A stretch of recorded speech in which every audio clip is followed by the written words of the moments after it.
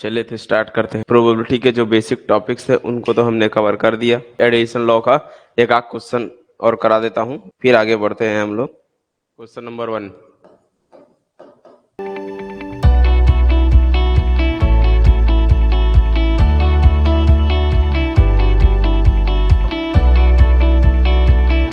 Single die, एक single dice लेना है, उसको एक बार थ्रो कराना है, टॉस कराना है, ठीक है। तो आपको find the probability of getting क्या 2 और 5 टर्निंग अप। तो ऊपर टॉप पर क्या आना चाहिए, पर में जो है 2 या फिर 5 दिखाई दे, ठीक है। इसका सॉल्यूशन कैसे होगा, तो सबसे पहले एस के अंदर सैंपल स्पेस के अंदर कौन कौन होते हैं, 1 होता है, 2 होता है, 3 होता है, 4 5 एंड 6, इतने सारे होते हैं। यानी कि एनएस कितना मिलने वाला है, 6 मिलेगा। उसके बाद बोल रहा है उसके टॉप पर जो है 2 आने की प्रोबेबिलिटी, एक ऐसा इवेंट है ले लो जिसमें सिर्फ और सिर्फ 2 आए, यही आना चाहिए। यानी कि यहां से हम बोल सकते हैं एन ई कितना होगा, एन ऑफ ई वन जो है सिर्फ और सिर्फ 1 हो जाएगा। फिर E2 एक ऐसा इवेंट ले लो जिसमें फ्लिप क्या आना चाहिए, 5 आना चाहिए, ठीक है। क्या ये दोनों एक दूसरे से लिंक करते हैं, क्या कोई कॉमन ओमन है, नहीं, बिल्कुल नहीं, अलग अलग चीजें हैं।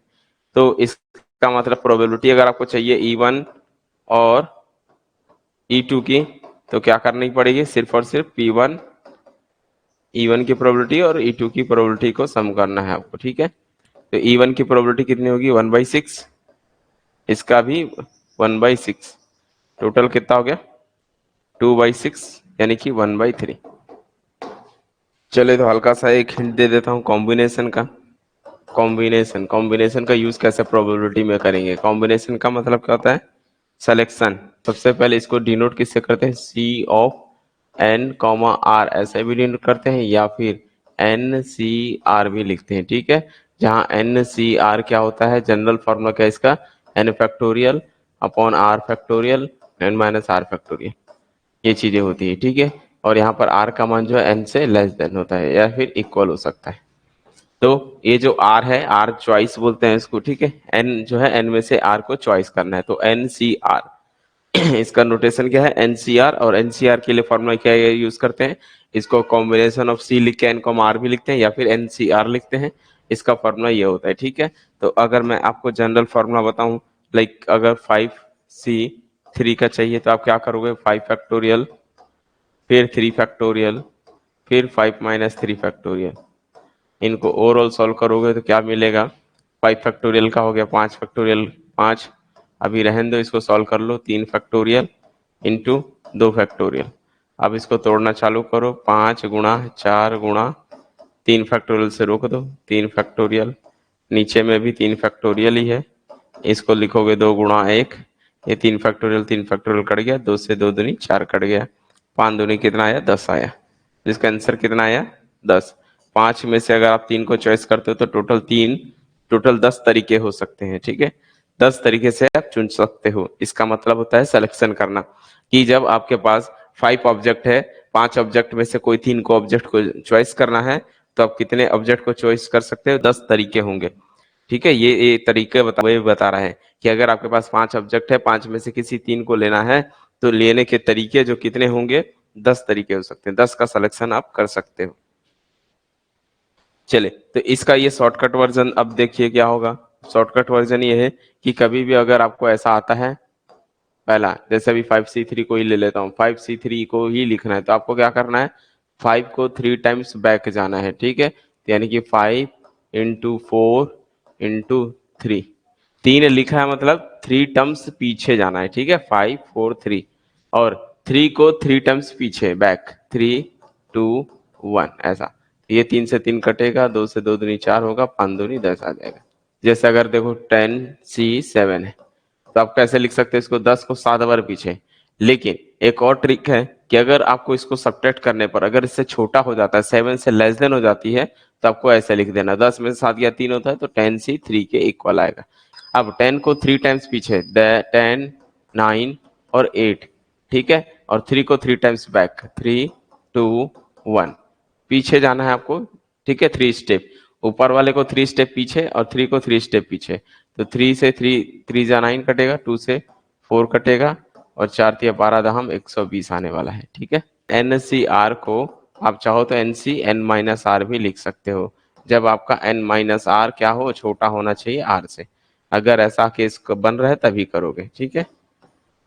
ये जो आप n माइनस आर कर रहे हो इसकी वैल्यू r से लेस देन होनी चाहिए। अगर हो रही है तो आप इसको इस तरह से रिप्रेजेंट कर सकते हो, ठीक है। चलिए अगर और एक आखिरी एग्जांपल दे दूं आपको, जैसे तीसरा, मान लो अगर आपके पास आ गया 100 C 98, तो अब 100 को 98 टाइम बैक तो नहीं जा सकते, समझ रहे हो। 100 को 98 टाइम जाना है तो वो तो कर नहीं सकते, इसीलिए इसमें सब्ट्रैक्ट करो। तो 100 में से 98 गया तो सी जो है 2 बचेगा भाई। कितना बचेगा भाई, 2 बचेगा। ये दोनों का आंसर सेम ही होगा, और इसका मतलब आराम से बना सकते 10 को 100 को 2 बार पीछे, ठीक है 99, और अपन में 2 को 2 बार बैक, 2 इंटू 1, 2 से कटेगा ये 50 हो जाएगा।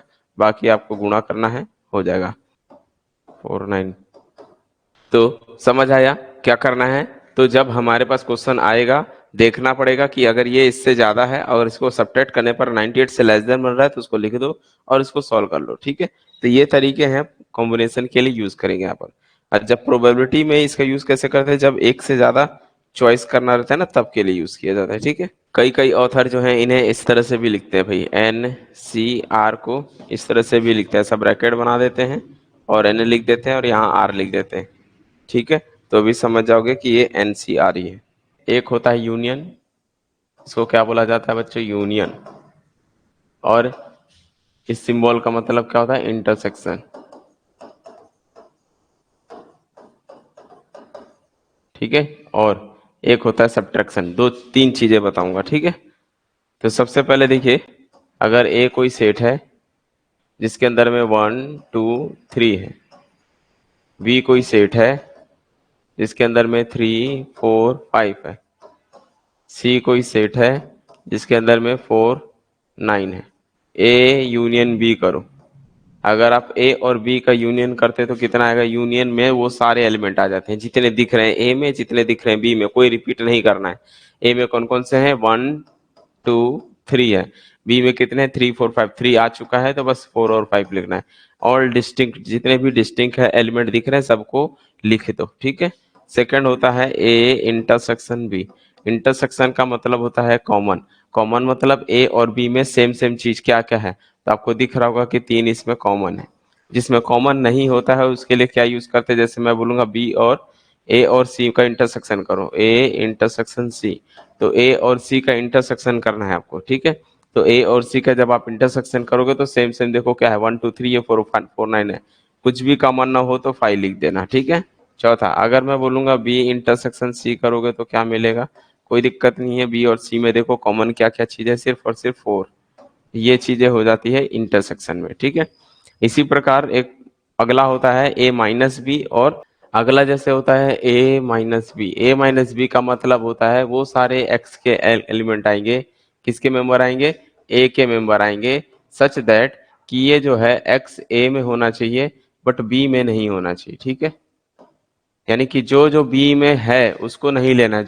ए के अंदर में है 1 2 3 4 5, बी के अंदर में है 3 4 6 7 8। तो आपको क्या करना है, ए माइनस बी करना है। तो ये ए है, ये माइनस बी करोगे। ए माइनस बी का मतलब होता है इस सेट में से, इसमें से माइनस करो, आएंगे ए के ही एलिमेंट, जो जो बी में दिख रहे हैं उसको हटा दो, ठीक है। इसका मतलब क्या करोगे, देखो 1 इसमें है क्या, नहीं है तो 1 आ जाएगा।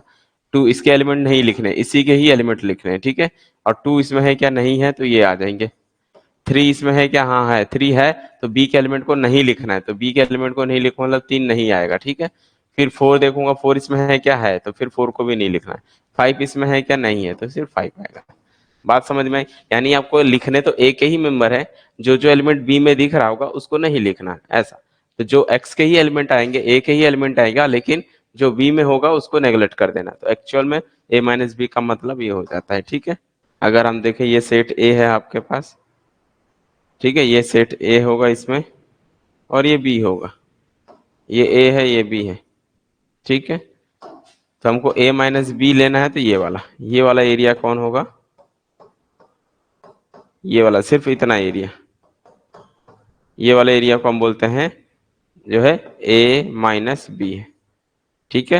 इतने को ए माइनस, क्योंकि जो बी में है उसको नहीं लेना है, तो इस साइड वाले एरिया को ए माइनस भी बोलते हैं। अच्छा, इस साइड वाले एरिया को क्या बोलेंगे हम लोग? अगर ये वाले एरिया की बात करूं तो क्या बनेगा देख लो, ये वाला एरिया बनेगा बी माइनस ए। क्या बनेगा? बी माइनस ए बनेगा। अच्छा, ये बीच वाला क्या कौन होता है? बीच वाला इंटरसेक्शन होता है, ए इंटरसेक्शन बी। तो क्लियर हुआ ये चीजें। इस साइड वाले एरिया को क्या बोलते हैं? ए माइनस बी। इस साइड वाले एरिया को बोलते हैं बी माइनस ए बोलते हैं, ठीक है। इसमें कॉम्प्लीमेंट का भी मतलब क्या होता है? ए के ऊपर कॉम्प्लीमेंट बोल दो, इसका मतलब क्या होता है कि एक्स में से ए को माइनस कर दिया जाता है, ठीक है। ए का कॉम्प्लीमेंट का मतलब क्या होता है? एक्स माइनस ए किया जाता है। तो ये चीजें ध्यान देना, एक्स मतलब ये पूरा सेट, यूनिवर्सल सेट बोलते हैं। तो टोटल में से उसको माइनस कर दोगे, वो ए का कॉम्प्लीमेंट हो जाता है। यानी कि सिर्फ इतने को छोड़ के, इस ए को छोड़ के बाकी पूरा एरिया ए का कॉम्प्लीमेंट है। तो जब भी हमको क्वेश्चन में अगर एक से ज्यादा कार्ड्स को ड्रॉ करानी है, ठीक है, या फिर किसी भी चीज को प्रोबेबिलिटी आपसे दो की पूछेगी, तो जब भी एक से ज्यादा होगा तो हम लोग जो है कॉम्बिनेशन का यूज करेंगे, ठीक है। लाइक एक एग्जांपल से समझ लो, क्वेश्चन नंबर 2।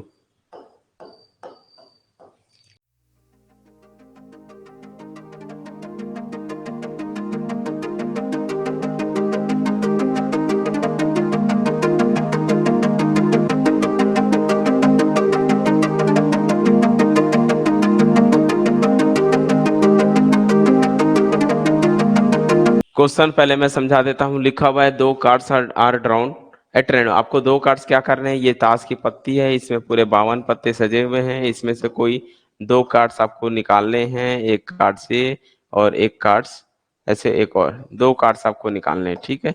ये दो कार्ड्स आपको निकालने हैं। अब ये दोनों कार्ड्स जो है क्या होना चाहिए? एस। ये भी एस होना चाहिए, ये भी एस होना चाहिए। दोनों एस कार्ड होने की प्रोबेबिलिटी बताइए। किसका एस? ये सबसे मतलब नहीं, सिर्फ बोला इतना है। तो भैया ये बताओ, इन 52 कार्ड्स में से, इन 52 कार्ड्स में से आपको पहले तो दो का चॉइस करना है। अब कोई भी दो आ सकता है। एनएस कितना बनेगा? जो एनएस टोटल आउटकम क्या हो सकते हैं? तो टोटल आउटकम मतलब 52 में से कोई भी दो का चॉइस करोगे, तो ये 52 पत्तों में से कोई भी दो का चॉइस करोगे, उसको बोलते हैं 52C2 बनेगा। क्योंकि अब यहाँ पर सिलेक्शन का प्रॉब्लम आ गया, क्योंकि आपको एक से ज्यादा कार्ड क्या करने हैं? निकालने हैं। लिखा है ना 2 कार्ड्स। जब भी दो कार्ड्स लिख दिया है मतलब यहाँ पर आपको एक से ज्यादा, अगर एक होता तो जरूरत नहीं है, 52C1 मतलब 52 हो जाती है। इवन के अंदर सिर्फ दो एस आने चाहिए, यानी कि S1, दूसरा वाला भी क्या होना चाहिए? S2, ठीक है। तो अगर हम बात करें तो भाई टोटल एस कितने होते हैं? 4 होते हैं। तो आपको तो सिर्फ एस बोल रहे हैं निकालने के लिए, तो एस निकाल रहे हैं, तो एन ई जो बनेगा वो इवन वो सारे इवेंट्स होंगे जो कितने एस होते हैं? 4। 4 में से भी कोई दो आ सकता है, कौन सा आएगा ये पता नहीं। 4 में से दो का चॉइस आएगा, ठीक है। अब प्रोबेबिलिटी क्या हो जाएगी? कोई दिक्कत नहीं है, प्रोबेबिलिटी यहाँ E1 देने का कोई मतलब नहीं, ई लिख दो। तो ई की प्रोबेबिलिटी कितनी हो जाएगी? N E upon n S. Formula वही है, लेकिन तरीके थोड़ा सा बदल गए। तो यहाँ पर क्या लिखोगे? 4C2 अपॉन में 52C2। इसको कैसे कर सकते? 4 में 4 को क्या करना है? 2 टाइम बैक करना है, तो 4 × 3, और नीचे में 2 को 2 टाइम्स बैक, 2 × 1 पूरे के अपॉन में। इसको भी लिखोगे 52 × 51 अपॉन में 2 × 1। तो ये तो अभी आप लोगों को प्रैक्टिस के लिए करा रहा हूँ। नेक्स्ट टाइम से क्या करना है?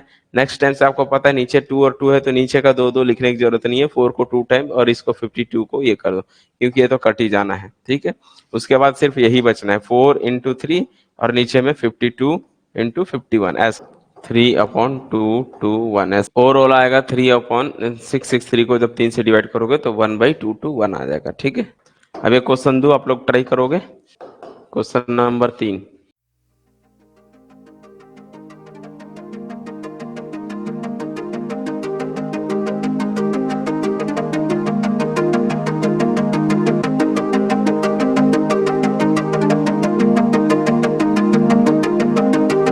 From a pack of 52 cards are drawn at random, find the chance that one is king। मतलब दो ही निकालें, पहला पत्ता जो है किंग हो, दूसरा पत्ता क्या हो? क्वीन हो। इसकी क्या प्रोबेबिलिटी होती है?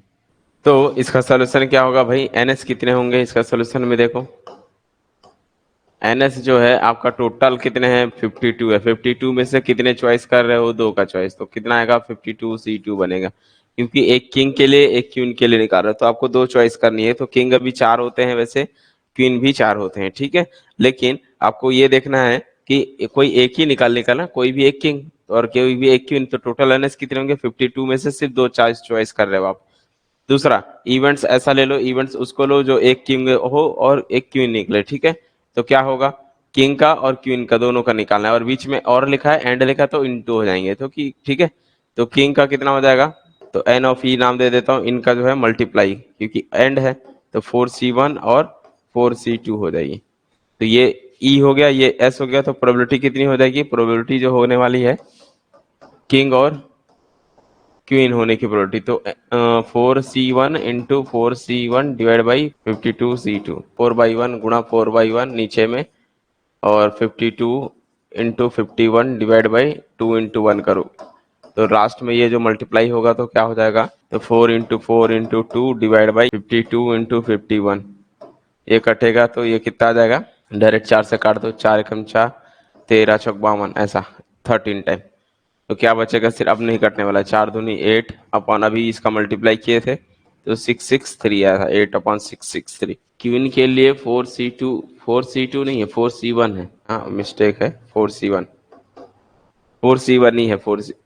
चलो एक इंपॉर्टेंट क्वेश्चन जो है लीप ईयर से और नॉट लीप ईयर से, आपको ये फॉर्मूला याद रख लेना है वैसे, लेकिन फिर भी सिखा दूंगा ये कैसे होता है।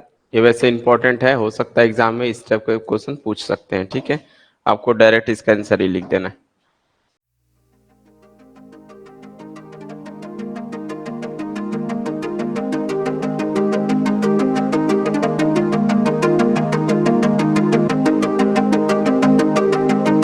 एक होता है लीप ईयर से और एक होता है नॉट लीप ईयर, दोनों क्वेश्चन से रिलेटेड जो है जरूरी रहते हैं, एग्जाम में आते हैं इस टाइप के क्वेश्चन।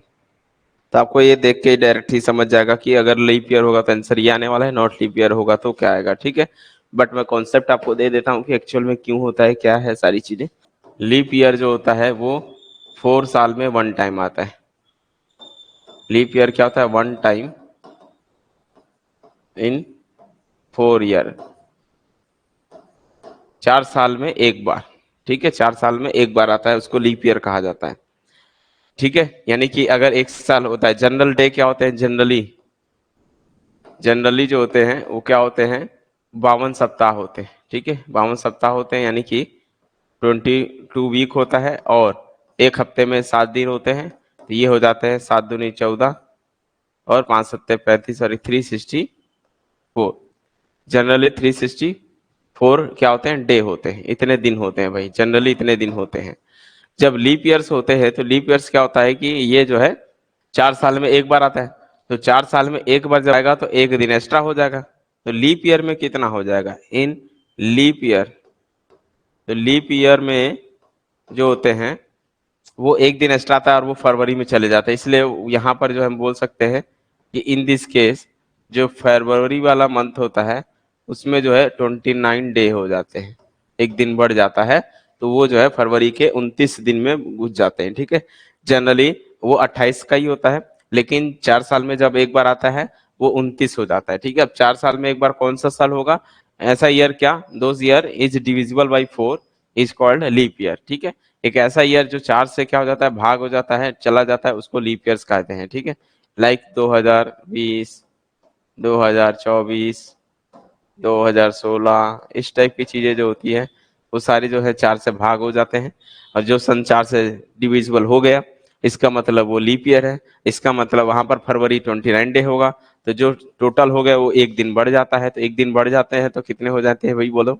लीप ईयर में तो 365 नहीं, 366 डे होते हैं। जनरली साल में 365 दिन होते हैं, बट मैं वहां से मैं नहीं निकाल के मैं क्या बोल रहा हूँ कि जनरली 52 सप्ताह होते हैं, 52 सप्ताह में क्या करा जाए, 7 से मल्टीप्लाई करें, 52 ही वीक होते हैं भाई, कितने 52 टोटल होते हैं, 1 ईयर में, एक साल में 52 वीक होते हैं, ठीक है। तो एक साल में 52 सप्ताह होते हैं और एक सप्ताह में 7 दिन हो गए, तो इसका मल्टीप्लाई करोगे तो कितना होगा, 364 डे ऐसे हो गए। और लीप ईयर्स में कितने होते हैं, 366 होते हैं, 366 जो है लीप ईयर में होते हैं, ठीक है। बात समझ में, नॉट लीप ईयर में क्या होता है, नॉट लीप ईयर में 365 होता है, ये चीजें ध्यान देना है। जो जनरल ईयर होता है वो 365 दिन का होता है, लीप ईयर एक दिन एक्स्ट्रा होता है तो वो 367 होता है। लेकिन मैं वीक से निकाल रहा हूँ, ये ईयरली नहीं लिखा हूँ, ये जनरली लिखा हूँ कि जनरली इतना होना चाहिए। तो यहाँ पर अगर मैं बात करूँ इनके बीच में कॉम्बिनेशन करूँ तो घटाऊंगा तो कितने, 2 दिन इसके पास क्या है, रिमेनिंग आ रहे हैं, रिमेनिंग जो है 2 डेज आ रहे हैं, 2 दिन इसके पास एक्स्ट्रा आ जा रहा है। इस वीक के हिसाब से अगर निकाला जाए तो इसके पास जो है 2 दिन एक्स्ट्रा होता है। अब ये 2 दिन कहाँ जाते हैं, देखो मैं आपको समझाने की कोशिश करूंगा। ऐसे पेयर ये जो है इसमें कितने होंगे, 52। ठीक है, मतलब 7 दिन का एक पेयर, सात, ये पहला है, ये दूसरा पेयर है 7 दिन का, ये तीसरा पेयर होगा 7 दिन का। ऐसे चलते चले जाएंगे, कितने होंगे पेयर, 52 पेयर मिलेगा। और ये जो है 52वां होगा, इसमें 7 दिन का। यहाँ पर कितने दिन होंगे, यहाँ के हिसाब से क्या बताता है, डेज। ये 7 दिन होते हैं, ठीक है। तो ये क्या है, फर्स्ट वीक, इसको बोलते हैं वीक। ये पहले वीक में 7 दिन, दूसरे वीक में 7 दिन, तीसरे दिन में 7 वीक, ऐसे 7 डे, ऐसे चलते चलते 52 सप्ताहों में 7 दिन। तो इनका अगर मैं टोटल करूंगा तो कितना हो गया भाई, ये जो है टोटल इतने ही 364 मिल जाता है। कि ये 52 वाले तो पूरा कंप्लीटली फुल हो गया। तो ये 53 वाला जो वीक है, ये जो 53 वाला वीक होगा, उसमें जो है कितने, ये 7 दिन होने चाहिए, लेकिन है कितने, इसमें सिर्फ 2 ही दिन। अगर वो कंप्लीट हो जाता तब तो 53 वीक हो जाते हैं हमारे पास, लेकिन होते नहीं है अपने पास, तो उसमें सिर्फ 2 ही दिन होते हैं एक्स्ट्रा। क्योंकि इसके हिसाब से आप देखोगे तो इतना जो है 364 हो गया। इतना 364 हो गया, तो बचा कितना है, 2 दिन एक्स्ट्रा, वो वहां चला गया। तो हो सकता है ना, ये तो कंप्लीट है, पूरा पेयर है, इसमें मंडे ट्यूसडे सब चीज है, संडे से लेके। अब इसके पास ये जो 2 दिन है, वो 2 दिन क्या हो सकते हैं, तो ये 2 दिन, दिस 2 डेज, ये 2 दिन क्या हो सकते हैं। देखो हो सकता है कि पहला वाला संडे हो जाए, अगर फर्स्ट संडे है तो दूसरा क्या हो जाएगा, मंडे हो जाएगा, संडे मंडे हो जाएंगे। सेकंड पॉइंट, अगर मैं मंडे ले लूं तो दूसरे को क्या ले लूं, मंडे है तो दूसरा ट्यूसडे हो सकता है। ठीक है, तीसरा अगर ट्यूसडे है तो ये वेडनेसडे हो सकता है। फोर्थ, अगर वेडनेसडे है तो ये थर्सडे हो सकता है।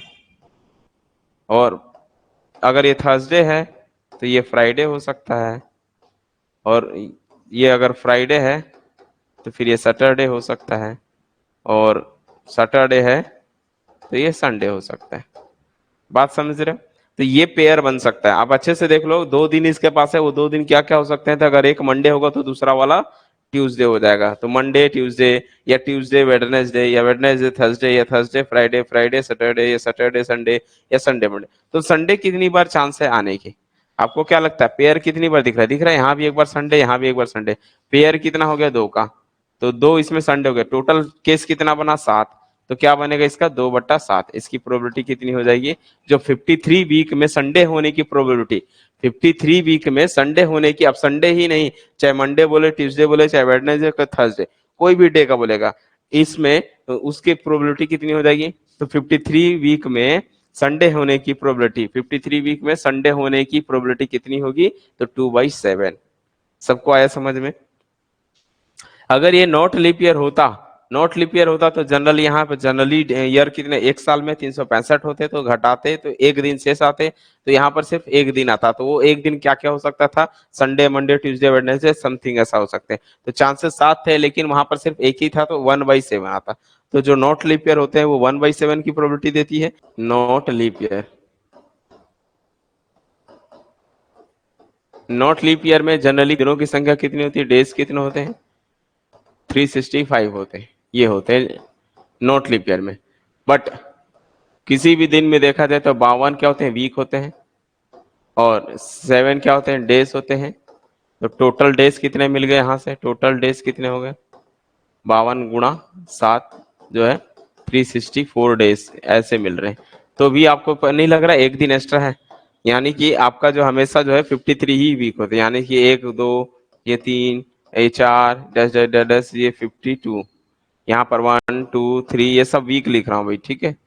4 डजर ये 52, ये पूरे 52 वीक वाले में, इसमें 7 दिन, इसमें 7 दिन, इसमें 7 दिन, इसमें 7 दिन, इसमें 7 दिन। लेकिन जो एक दिन एक्स्ट्रा आ रहा है, एक दिन एक्स्ट्रा आने से क्या हो जाता है कि ये जो है इस बॉक्स में, यानी कि ये 52 था, ये 53 वाले हो गए। अब इसके पास एक दिन हो गया। अब ये एक दिन कुछ भी हो सकता है। अब ये एक दिन जो है कुछ भी हो सकता है, वो क्या क्या होते हैं, ये पहला क्या हो सकता है, मंडे हो सकता है, हो सकता है। तो दूसरा क्या हो सकता है, मंडे ट्यूसडे, फिर तीसरा वेडनेसडे, थर्सडे, फिर फ्राइडे, फिर सैटरडे, और लास्ट संडे। इतने 7 चांस हो सकते हैं कि नहीं। तो इसकी प्रोबेबिलिटी कितनी होगी, प्रोबेबिलिटी कितनी होगी, तीसरे वीक में संडे होने की प्रोबेबिलिटी कितनी होगी, 1/7, 1/7। आया समझ में। तो अगर लीप ईयर ना हो, उसमें जो है संडे होने की प्रोबेबिलिटी कितनी होगी, 1/7। और यदि लीप ईयर है तो लीप ईयर में संडे होने की प्रोबेबिलिटी कितनी हो जाती है, 2/7। क्या सबको समझ में आ गया? एक और क्वेश्चन देखिए।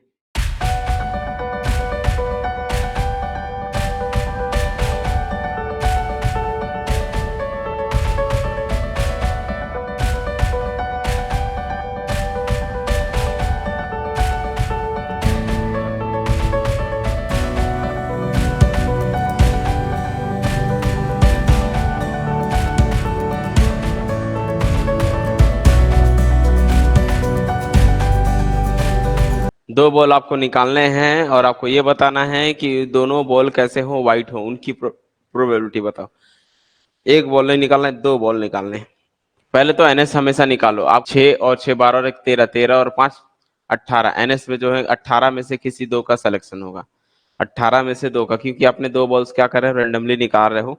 तो दो बॉल जब आप ड्रॉ करोगे, जब मैं बताया हूँ एक से ज्यादा निकाला जाता है, तो टोटल 18 में से दो वाला केस बनेगा। ठीक है, सिलेक्शन 18 में से दो का हो सकता है। एन जो है इवेंट है, उसकी इवेंट क्या होगी, क्या निकालना है, दोनों व्हाइट हो, है ना, दोनों गेंदे व्हाइट हो। व्हाइट कितने हैं आपके पास, 7 है। 7 में से कोई भी दो व्हाइट निकलेगा। भाई 7 गेंद व्हाइट है, व्हाइट में से कोई भी दो, पहला दो, पहला अंतिम, पहला, ऐसे ऐसे निकालने के तरीके वो निकालोगे, तो 7C2 हो जाएंगे। तो प्रोबेबिलिटी एकदम सिंपल थी, इस तो सवाल में कुछ था ही नहीं। 7C2 अपॉन में 18C2। 7 × 6, इधर से 18 × 17, 6 × 3 = 18, 7/7 = 21, और 7 × 3 = 5, 7/51। 7/51 एकदम सिंपल क्वेश्चन था, कुछ था ही नहीं इस सवाल में। चलो अब मैं इसी क्वेश्चन में चेंज कर रहा हूँ। 3 balls are drawn at random। आपको 3 गेंद निकालनी है, ठीक है। फाइंड द प्रोबेबिलिटी,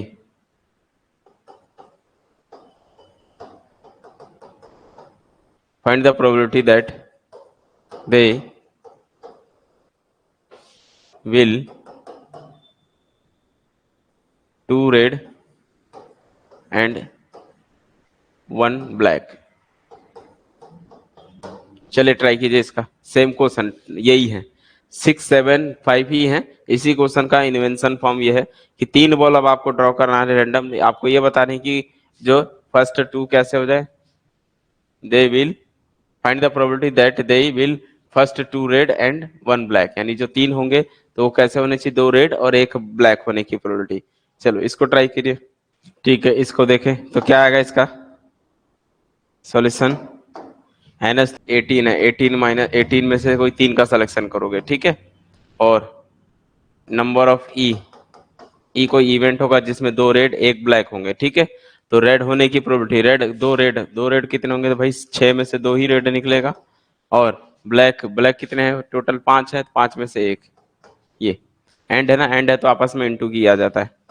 तो कितना आएगा यहाँ से, 18 × 17 × 16 डिवाइड बाई 3 2 1, ठीक है। 3 से कटेगा, 3 6 जा, और 2 से काटोगे तो 3। उसके बाद आपको इसको मल्टीप्लाई कर लें, 17 × 6, मतलब ये जो भी आएगा, ठीक है। इसको सॉल्व करोगे तो 6 × 5 डिवाइड बाई 2 × 1, 5। इसका तो बस 5 आएगा, तो ये 2 से कटा 3, कितना होगा, 25 × 3 करोगे ना, 25 × 3 = 75 होगा ये, 75। 75 करोगे तो ये आएगा, तो ये जो है 3 से सेपरेट करोगे तो 25 आएगा। 25/17 × 16, अब सॉल्व कर लो। 16 तो रहेगा ही रहेगा ना, 3 × 16 करोगे तो 272 आएगा, ठीक है।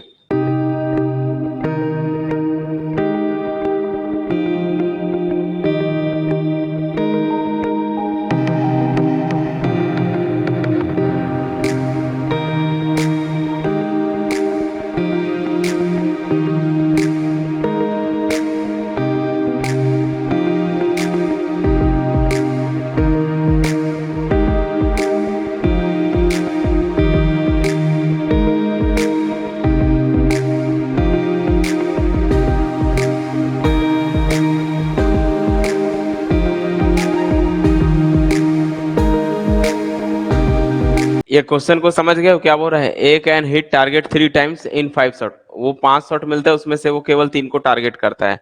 बी को भी 5 टाइम मिलता है लेकिन 2 को ही मारता है वो। और 4 शॉट मिलते हैं सी को, लेकिन उसमें से उसका जो है 3 टाइम्स ही जो है क्या करता है, लगता है। ठीक है, शॉट करता है। फाइंड द चांस दैट, पहला 2 शॉट हिट होने चाहिए सबके, कम से कम 2 शॉट। ठीक है, मतलब ये कम से कम नहीं है, 2 शॉट है। एटलीस्ट 2 शॉट हिट और एग्जैक्टली 1 शॉट। तो बताओ इसको कैसे सॉल्व करोगे? तो ए की प्रोबेबिलिटी कितनी होगी, उसको जो है 3/5 होगी। होगी कि नहीं होगी? ए की प्रोबेबिलिटी कितनी होगी? 3/5। तो ए हिट न करने की प्रोबेबिलिटी, ए के हिट न करने की प्रोबेबिलिटी कितनी होगी? 2/5। इन 1 माइनस पी ए करोगे तो 2/5। बात आई समझ में? टोटल 5 चांस मिले उसको, 5 में से इसने 2 मारा, 3 मारा, 3 को हिट किया, तो कितने में हिट नहीं किया? 2 में हिट नहीं किया। तो ए के हिट ना होने की प्रोबेबिलिटी कितनी हो गई? 2/5। ठीक है, बी के हिट होने की प्रोबेबिलिटी कितनी है? 2/5। तो बी के हिट ना होने की प्रोबेबिलिटी यानी हैपनिंग नॉट हैपनिंग होने की प्रोबेबिलिटी कितनी होगी? 3/5। सी वाले पे आ जाओ। सी वाले की प्रोबेबिलिटी कितनी होगी? जब भी इस टाइप का क्वेश्चन होता है तो ऐसे ही सॉल्व किया जाता है। सी के प्रोबेबिलिटी कितनी है? 4 में से 3 को उसने हिट किया, तो सी के हिट ना होने की प्रोबेबिलिटी कितनी हो जाएगी? 1/4, है ना? सॉल्व करने पे तो सबका सम 1 आता है। अब आ जाओ क्वेश्चन पहला। जैसे ही फर्स्ट क्वेश्चन आते हो तो फर्स्ट जब क्या बोलता है, फर्स्ट ऑप्शन ये कहता है कि ऐसा प्रोबेबिलिटी फाइंड कीजिए कि 2 शॉट हिट हो। तो 2 शॉट तो हिट होने चाहिए। ठीक है, अब 2 शॉट हिट का मतलब क्या, कौन कौन से चांस बन सकते? 1 शॉट हिट नहीं होना चाहिए। तो जो पहला केस से बनेगा जो probability, required probability, required probability क्या क्या आएंगे? तो देखो, ए हिट करता है, बी हिट करता है, सी हिट नहीं करता है। भाई 2 है ना इसमें, क्वेश्चन में क्या बोले? 2 शॉट हिट होने चाहिए। तो भाई ए और बी के हिट हो जाए, सी के नहीं। दूसरा, ए के हिट हो जाए, बी के हिट ना हो, सी के हिट हो जाए, कोई दिक्कत नहीं, अभी भी 2 है। ए के हिट ना हो, ए के हिट ना होने की प्रोबेबिलिटी, बी हिट कर जाए, सी हिट कर जाए। ठीक है, और कोई चांस? कोई भी 2 हिट कर सकते हैं। ए और बी के हिट, कोई भी 2 के हिट है, तीसरे का नहीं लगता है। ए और सी का लगता है, बी का नहीं लगता है, बी और सी का लगता है, ए का नहीं। जब एक साथ वर्क मिलते हैं, जब तीनों को मिलाओगे, ये तीनों को उनके लिए, ठीक है, एक साथ मिलाने पर। तो अब बोलो, इसका ये तो सारे इंडिपेंडेंट है ना। इंडिपेंडेंट का मतलब इसमें इससे कोई लेना देना नहीं। ए अलग हिट करता है, बी अलग हिट करता है। इनको कैसे सॉल्व किया जाता है कि ए की प्रोबेबिलिटी, बी की प्रोबेबिलिटी और सी हिट नहीं करता है उसकी प्रोबेबिलिटी। दूसरा, इस केस में पी ए पी बी का bar into P C, plus इसका निकालोगे तो P A bar into P B into P C. ऐसा ए की प्रोबेबिलिटी का हिट करने का कितना था देख लो। पी ए कितना निकाले हैं अपन? 3/5, बी का 2/5, सी बार है ये, सी बार मतलब कितना हो जाएगा? सी बार का 1/4। ऐसा एक हिट करेगा, एक और हिट करेगा, दूसरा नहीं। इसमें देखोगे तो ए और बी, ए का 3/5, बी बार है, ये बी होगा, बी के ऊपर बार का 3/5 और सी की वैल्यू 3/4। सिमिलरली ए का बार यानी कि 2/5, बी की प्रोबेबिलिटी 2/5, सी की प्रोबेबिलिटी 3/4। ऐसा अब इसको ओवरऑल सॉल्व करोगे तो आएगा 3×2=6/25 × 100। यहां से 3×3=9=27, 27/100। यहां से भी 2×4=12, 12/100। सॉल्व कर लो तो 12 और 6 18, 18 प्लस 45, 18 प्लस 27 करोगे तो 45/100 कितना आ रहा है? क्वेश्चन समझ में आया? 3 लोग खड़े हैं, एक बंदा ए है, ये बंदा बी है, ये बंदा सी है। इसको जो है 5, यहाँ पर मान लो कुछ बलून लगे हुए हैं, ठीक है, शॉर्ट कोई टारगेट दिया जाता है, इसको जो है 5 चांस देता है, सामने वाले ने 5 देता है, इसने 3 को अटेंड करता है। इसको भी 5 मिल देता है, 5 में से ये जो है 3 को अटेंड करता है। सी वाले को 4 ही दे मिलता है, और ये जो है कितना अटेंड करता है? 3 को ये जो है हिट करता है। ये है क्वेश्चन, और ये 2 है, 5 में से 2 हिट करता है। समझ गए, इसने इसको हिट करते हैं। तो जब तीनों को कंबाइन करेंगे तो ये क्या बोल रहा है, पहला दो शॉट हिट होने चाहिए ऑफ देम, इनमें से किसी की दो शॉट हिट होने चाहिए। तो टू शॉट हिट सिर्फ एक की बात नहीं कर रहे हैं, मिलाकर आपस में जब तीनों मिलेंगे तो किन्हीं दो का शॉट हिट करना चाहिए। तो कौन कौन से दो, मान लो इसके दो शॉट हिट हो जाए और इसके दो शॉट हिट हो जाए, बट इसके दो शॉट हिट ना हो, ऐसा तो वो चांस वाला बना रहा है। ए हिट करे, कोई भी दो व्यक्ति के हिट होने चाहिए, तो ए और बी का हिट कर जाए, बी का नहीं, सी का नहीं, ए और सी का करेगा, बी का नहीं और ए का करेगा, ऐसा है क्वेश्चन। मान लो ये कोई टारगेट है, ये आपका क्या है, टारगेट है, ठीक है, यहाँ पर आपको हिट करना है। यहाँ पर ए व्यक्ति है, यहाँ बी व्यक्ति है, यहाँ सी व्यक्ति है, एक साथ दे रहा है ना, दोनों को एक साथ गन दे रहा है सबको, ठीक है। पांच पांच चार चांस दे रहा है, ठीक है। चांस कितना देगा इसको, चांस ए को चांस 5 दे रहा है, बी को 5, सी को 4। इसको जो इसका जो लगता है इस पर कितने हैं, ए जो है 5 में से 3 को हिट करता है, बी जो है 5 में से 2 को हिट करता है, सी को जो है 4 में से 3 को हिट करता है। ये हिट करने के चांस हो गए। उसके बाद बोल रहे जब तीनों एक साथ फायर करते हैं तो पहला केस क्या बोला है, पहला केस बोल रहा है कि दो शॉट हिट होना चाहिए, यानी कि दो लोगों के शॉट हिट होने चाहिए, दो लोगों के शॉट हिट होने चाहिए एक साथ। तो ये दोनों लोग, इसका किसी भी दो लोग का शॉट, दो लोग का शॉट हिट होना चाहिए, मतलब क्या होगा, ए या बी शॉट दोनों लोगों का हिट हो जाए, सी का हिट एक भी ना हो। फिर बी अगर ए और सी का करे, बी का नहीं, और या फिर सी का नहीं करे, ए और बी का करे, ऐसा क्वेश्चन कह रहा है। अगर आप ये वाला केस बनाओगे, एटलीस्ट दो लोगों का शॉट हिट हो जाए, एटलीस्ट बोल रहा है, तो मतलब दो और दो से ज्यादा भी हिट हो सकते हैं। तो दो या दो से ज्यादा हिट हो जाए तो उसकी क्या केस होगी, सेकंड क्वेश्चन क्या है, एटलीस्ट टू शॉट हिट, दो लोग का शॉट हिट हो जाए तो रिक्वायर प्रोबेबिलिटी क्या होगा, रिक्वायर प्रोबेबिलिटी ये क्या बनेगा बोलो, दो लोग एटलीस्ट दो, मतलब दो से ज्यादा भी तो हो सकता है ना। तो मान लो ए का हिट कर जाए, बी का हिट कर जाए और सी का हिट ना करे, एक ये केस, अभी भी दो हैं। दूसरा केस बोलो, ए का हिट कर जाए, बी का हिट ना करे, सी का हिट कर जाए। तीसरा केस, ए का हिट कर जाए, ए का हिट ना करे, बी हिट कर जाए, सी हिट कर जाए, दो लोग अभी भी हैं, दो दो लोग, देखो दो दो व्यक्ति लोगों के हिट हो गए हैं। तीसरा चौथा एक और आ जाएगा इसी में, हो सकता है दोनों तीनों एक साथ हिट कर जाए, ए बी सी तीनों के भी हिट कर जाए, ए बी सी। अब बोलो, अभी भी एटलीस्ट दो लोगों के, कम से कम दो लोगों के तो हिट हो रहे हैं ना, A B, A C, B C, या तीनों के हिट हो जाए, तो एटलीस्ट बोला है मतलब कम से कम दो लोगों के होने चाहिए। तो ये बनाओगे, समझ में आया कि नहीं आया। तो इतने लोगों का आंसर तो हम लोग निकाल चुके थे, कितना आया था, 45/100 आया था, अभी तो बताया था, प्लस एक्स्ट्रा ये निकालना है, P A B C, A B C, A के हिट कर जाए, बी के हिट ये, ए का हिट कितना निकाले थे अपन, 3/5 गुणा 3/5, 2/5 गुणा सी का कितना निकाले थे, 3/4, ऐसा बस सॉल्व कर लो। सेम तीसरा क्वेश्चन आपको बनाना है। तीसरा क्वेश्चन में क्या बोला है, तीसरा क्वेश्चन बोल रहा है एग्जैक्टली वन ही होना चाहिए। एग्जैक्टली वन का मतलब क्या होता है, एग्जैक्टली वन का मतलब ये होता है,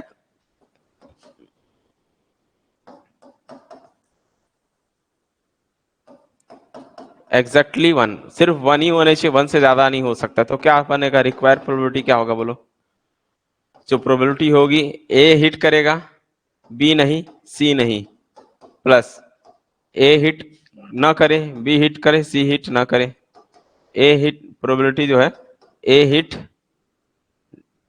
ना करे, बी भी हिट ना करे, सी हिट कर जाए, एग्जैक्टली वन ऑफ देम, इनमें से एक ही प्रोबेबिलिटी हिट होगी। यस या नो, जल्दी बताओ। दो दो बार अब रहेंगे, दो बार दो बार दो बार। आगे समझ में सभी लोगों को हो जाएगा, बोलो।